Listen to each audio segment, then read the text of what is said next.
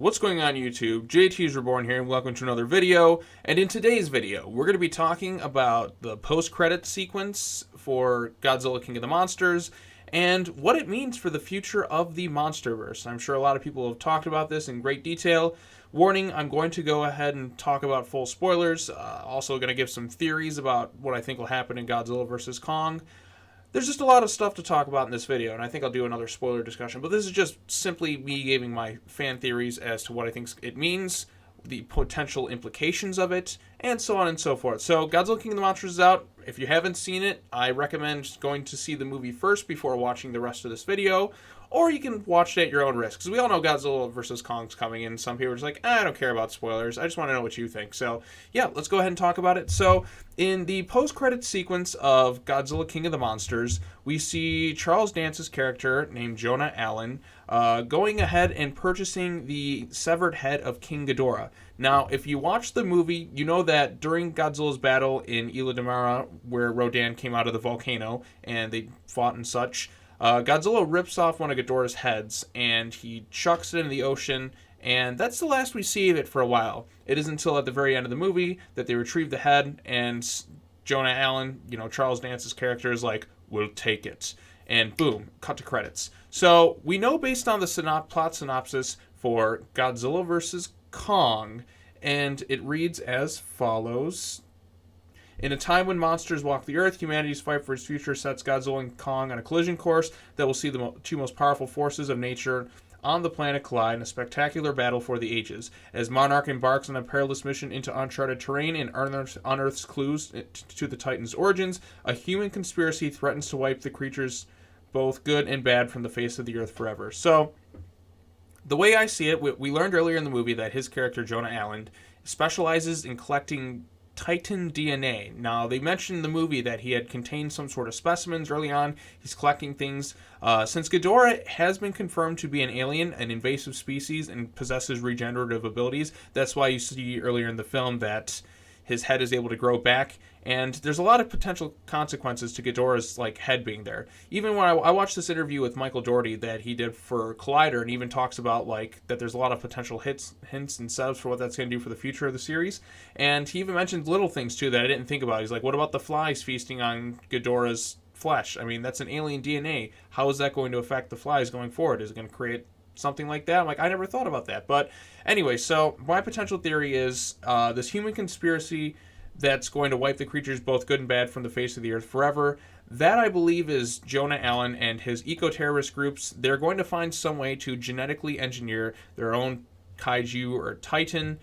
Some people say it might be Mecha King Ghidorah, which I'm like, I could buy that if it's the Ghidorah carcass, but since it's just Ghidorah's head, I don't see that really happening. I mean, it just wouldn't really make too much sense for me. So the way I see it, since they've been harvesting kaiju DNA, I see them as creating their own kaiju of sorts. Now, there's a lot of potentials out there. Now, we know earlier in the battle when Godzilla fought King Ghidorah in the ocean, the military launched the Oxygen Destroyer, like it was their prototype weapon, to wipe out both monsters. Obviously, Ghidorah survived, but it laid an effect on Godzilla, and it had an effect on the fish. Now, if you watch the post-credit sequence, the fisherman who sold the Ghidorah head to Jonah Allen is like, we can't fish here anymore. So it goes to tell me that the Oxygen Destroyer would have some sort of effect on the environment. So that could potentially create an all-new original kaiju, or, as a lot of people have theorized, it could potentially be destroyed. Perhaps they use the genetic DNA to craft that, or they can craft another Toho monster. So regardless, we know for sure, I mean, it's pretty certain in my eyes that they're going to create some sort of new Titan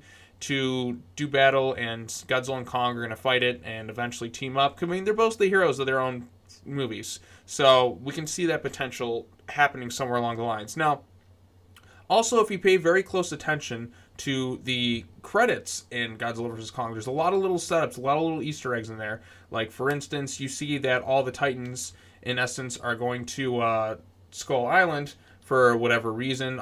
It seems to me that, all of them are going there. It's going to become the new Monster Island. There's little hints at Mothra's egg. Monarch, as we know, is going to explore the Hollow Earth, and they're looking for the origins of the Titans beneath Skull Island. So Skull Island is a pocket straight into the Hollow Earth. Perhaps the Titans were created by somebody. Perhaps something else happened there a long time ago that's causing them to grow to abnormal size. Maybe this is why Kong grows up to be like pretty much Godzilla size. So there's a lot of hints of things in this movie to showcase the future of the Monsterverse. So we also know that the final shot was the cave painting between Godzilla and Kong, which was discovered. So it tells me that these two species have battled in the past, like a very, very long time ago, like ancient times. So that is a big potential. So like I said, my personal theory is Charles Dance is going to create a Titan. My money is on Destroya. Now, we don't see Charles Dance in the casting list for this movie. But I'll give you an example. But that doesn't always mean they're not in the movie. It could be kept a secret for a reason. And he could potentially be the threat of the entire thing. Or perhaps he's going to be saved for a future film down the line. We don't know for sure. But I have a theory that, when, for instance, Star Wars Episode 9, The Rise of Skywalker, when that trailer dropped, nobody knew for sure that Ian McDiarmid was in the movie. He wasn't announced on the cast list. It wasn't until Star Wars Celebration when Ian McDiarmid himself physically, came out to the crowd and he's like, roll it again, that we got the confirmation that the Emperor is in fact going to be Episode 9. We didn't know for sure.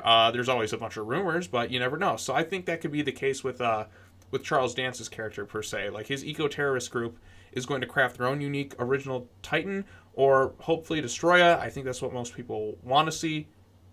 Or they can regrow King Ghidorah. So those are those possibilities of where it could go in the Monsterverse. But regardless, they are going to create their own original Titan. I'm willing to bet money on it. There's no doubt in my mind that the Oxygen Destroyer had an effect on the environment, perhaps on the Ghidorah head, which was in the water. And they will mold Destroya or some other original Titan from it. So what are your thoughts on this post-credit scene down below? Like I said, what I really like about this post-credit scene in particular is, unlike the Kong Skull Island one, which was like, okay, we see the cave paintings, we know we're just going to get these monsters in the next movie. What I like about this one in particular is there's a lot of mystery. There's a lot of intrigue where we're not fully 100% entirely sure. We know that they're going to go explore the Hollow Earth on Skull Island. We know Godzilla and Kong are going to try and battle for dominance to see who's the big alpha Titan, who's going to be the alpha of the pack, leading all the monsters going forward. And we know that there's some sort of human conspiracy, which I think is Charles Dance's group. So Jonah Allen's. So yeah, that's always a possibility. I think they create their own Titan. That's where my money's going to go on. And there's a lot of mystery and intrigue now that Ghidorah has been confirmed to be an alien. That opens the door up for endless possibilities going forward in the future. So I'm very excited for this movie. This movie's less than 10 months away, which is insane to think about. We are so close to seeing Godzilla vs. Kong. I mean, King of the Monsters is out this weekend at the time of recording this, but, Godzilla vs. Kong's next. It's already been filmed. It's already been shot, which I'm glad it's already done, because I was looking at the box office for King of the Monsters, and only open to the estimates are at like $180+ million, which is a good number, but like domestically, it's like almost half of what 2014 did. But it is unfortunate it's not making as much, but it faces a lot stiffer competition. It's the 5-year wait. It's just going to kill people. And then I feel like a lot of people, it's a different era of movies. It's like you have so many movies coming out that people are only going to go see like a certain amount of movies per year. So hopefully King of the Monsters has great legs. And regardless, I think Godzilla vs. Kong is going to be that big event movie that everybody's going to go see. It's kind of like how when Marvel was in phase 1 of their universe, for instance, they had like the Incredible movies like Incredible Hulk, Thor, Captain America, relatively more minute properties at the time. Obviously, post Avengers, they really boomed up substantially, but I feel like that's kind of happened with the Monsterverse per se. Obviously, you had 2014, which is kind of like the Iron Man of that, and you had Kong Skull Island, which was also a success. King of the Monsters, I'm pretty certain will break even and still make its money back no matter what. But it's not going to be like this mega huge blockbuster like I was kind of hoping it would be. Who knows? It could have legs. It could potentially just keep making a ton of money overseas. We'll just have to wait and see. But yeah, there's a lot of mystery, a lot of intrigue going forward into Godzilla vs. Kong. But like I said, they're going to create their own Titans, and they're going to do battle with Godzilla and Kong, and we're going to get a team up. There's no doubt in my mind that we are going to get a team up. I think what will happen is Godzilla will whoop Kong's ass, because Kong won't be like one of the Titans who kneels to him. Because spoiler in the movie, all the Titans start kneeling to Godzilla because they see him as the true alpha. Kong, he doesn't bow to anybody. He views himself as the true king. He doesn't take shit for anybody. He doesn't care about the Titan hierarchy. He's going to challenge Godzilla.